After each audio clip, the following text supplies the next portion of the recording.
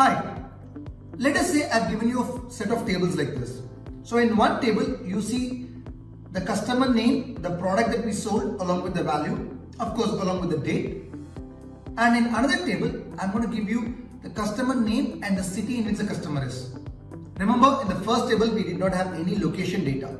So that's going to be there in a separate table. And there's going to be one more table in which I'm going to give you the city and its state mapping. Which city is in which state? I'm going to give you that mapping. And one more table in which I'm going to give you the state versus zone mapping. Which state comes in which zone. Now, having given you these four different set of tables, if I asked you to create a dashboard for me in which you can plot me sales by the state and create a filter or a slicer by region, how would you go about doing it? You would be using one of those lookup family of functions or using index and match, right? But what if I told you that I can create this without using any formula? In fact, I'm not even going to touch my keyboard at all. Do you think I can do that? Or am I just bluffing? Or am I going to pull out some cheap tricks? Well, let's see. Actually, this task can be very easily done with data model and pivot charts. But before I explain that to you, I have to first explain to you about the concept of tables. See, keep in mind, all the technique that I'm explaining to you now has been in existence since Microsoft Excel 2013, at least since then. So first, let's understand the concept of table. See, when you're looking at this sheet here, in the invoice table, this is a table to your eye and my eye. As a human, when you look at it, you know the data and you know the association between the data. Question is, does the machine, does Microsoft Excel understand this relationship? In certain circumstances, it does make a guesswork, but the relationship is not explicitly mentioned here. When you mark this as a table, Excel will be able to understand the relationship better. Now, how do I mark it as a table? So you have two choices. One is you can either format our content as a table from the home tab. You have a format as table button. Or you can go to the insert tab and here also we have a table option. So I'm going to select a cell in our table. I'll go to the insert tab and click on table. Because this is a continuous range, Excel has done the guesswork trying to understand the range that has to be marked as a table. So from B6 to H 98463. Yes, that's a lot of data that we have here. It's also recognized that it has a header. Otherwise, sometimes you will have to check this box manually. So it has recognized it as a header. So I'll click OK. Now this has become a table. Now this table, Excel has given a default name called table 7. Now I can change this table name and I can create my own name here. But since I have promised not to touch the keyboard, I'll leave it as it is. So this is going to be table 7. Let it be as it is. Now I'm going to mark the other 3 tables also into Excel tables. Now we created 4 tables. What's the next step? Now we have to create relationship between all the 4 tables. But before we create the relationship, I would like to briefly talk to you about a concept called as primary key and one more called as foreign key. Now in a table, every column is a field and every row is a record. Now a good table has a primary key that identifies the record. So primary key is what that identifies what this record is all about. So if I look at this particular row here, each row is a record I told you. Now I know that this row pertains to Assam. So this Assam here acts as a primary key. And a primary key has to come only once. It has to be unique. So I cannot call the state in table 5 as primary key because here the same state may come multiple times. Right? So in table 10, the state is a primary key. In table 9, the state is a foreign key because using this field called state, I can pull out the zone from my table 10. So the state field in my table 9 acts as the foreign key. So with this understanding, let's go about creating the primary key and foreign key. So let's also first identify what are the primary keys here. In my table 9, the city is a primary key because each of the city name comes only once. When I go to table 8, the customer name is a primary key because each of the customer name comes only once. The city names may come multiple times. If there are many customers in the same city, the city name will come multiple times. The sales tab unfortunately does not have any primary key. Ideally, there should have been an invoice number, and the invoice number would have served as a primary key, but our sales table, this table 7 does not have any primary key. That's not of an immediate concern to us right now. So with this understanding, let's now go about creating relationship. Now, how do you create relationship? To do that, you have to go to the data tab. So I'll go to the data tab, and I'm going to go to the data tool section. In here, I see this manage relationship button. Now, depending upon the size or the resolution of your screen, these buttons could appear bigger or smaller. In my case, it appears small. That doesn't change its functionality. It's okay. So I'm going to click on this. Now I have this manage relationship dialog box. In this, I'm going to create the relationship. So I'll first click on the new button. Now let's create the relationship between table 7, which is our invoice data, with table 8, which has the customer and the city. Now in the invoice data, the customer is a foreign key because the same customer name comes multiple times. So table 7, customer. This is related to my table 8 customer, and table 8 the customer is a primary key. You select that and you click OK.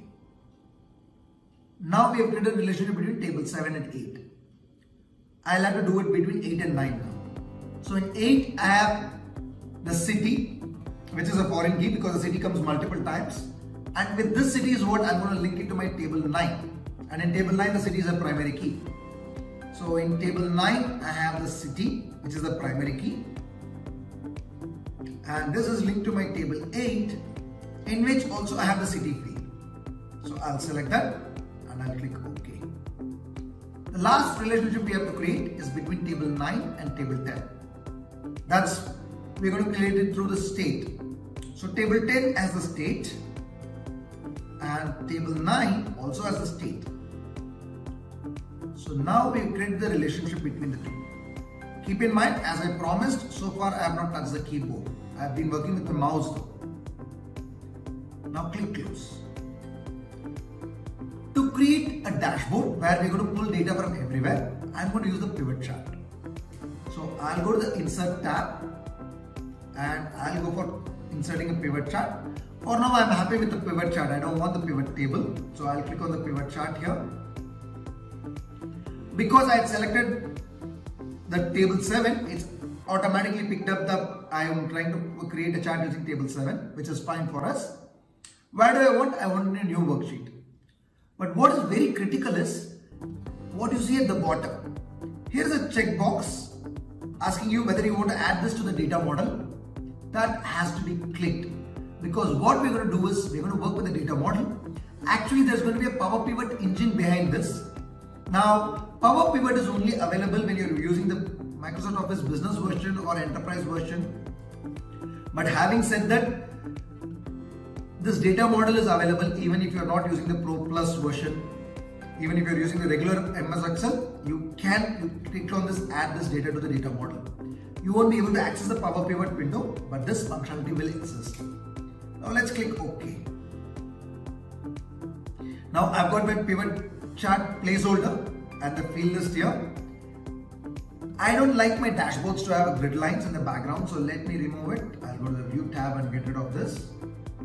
Now let's configure this. What do I want? What do I create as my first chart? Maybe I want sales by state. State is in my table 9 and table 10. Sales is in table 7. Here I only see table 7. Where are the other tables? So on the field list on the top, if you see, you have two choices, active and then all. We want to pull data from all the tables. So I'm going to click on the all button here, or the all tab. Now let me pull things. So I want sales by state. So I'll go to the table 9. Let me pull the state. I could also go to table 10 actually. And what do I want? In table 7, I have the values. So let me drag and drop. I've got the sales by values. You can configure this the way you want. Right, change the size and stuff.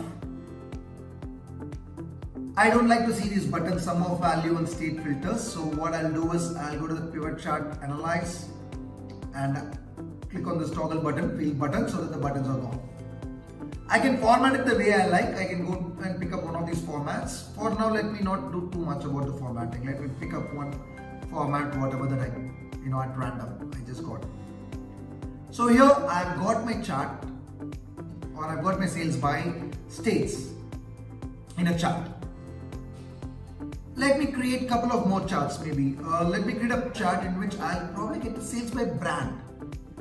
So I'll go to this sales tab again where I have the invoice.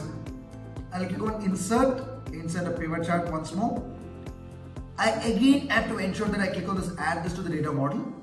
But maybe this time I don't want it in a new worksheet. I want it side by side in my dashboard. So I'll click on this existing worksheet and which location. I'll go to this sheet 5 and I'll select a location that's next to this chart. Somewhere here. We'll reposition it once it comes. So I'll click OK. So yeah, as I told you earlier, I had to reposition this. Let me select this.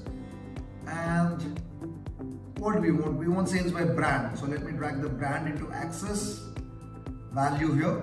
Both of them are coming from their same table 7. Now, but why I created this chart is I'm going to insert a slicer here where I'll probably pick this up based on, let's say, zones. So I'm going to select this chart. I'll go to the insert tab and click on slicer. And what all slicer I want? I want slicer by, let's say, state. Again, the state is not in table 7. So I'll go to the all tab here. So one of the slicer button I want is the state. Let me click on that. Zone as well. I may want to filter it by zone. And yeah, for now I'll just take these two. Click OK. So I've got the state here and I've got the zone. The state, I'll probably place it on the side so that I can have a big list of states. Somebody can see that. The zone, I'll probably place it here so that people can see the zones. So we are fine. We have the slicers. Now let me also add one more. So actually what we needed to do, we have achieved it. So you can see here, when I click on central zone, I see the sales charge automatically changing for central zone. And I've got the states link, which are there in the central zone, northeast. I can see it. I can even connect my slicer to the other chart as well. So I'll right click on my zone slicer.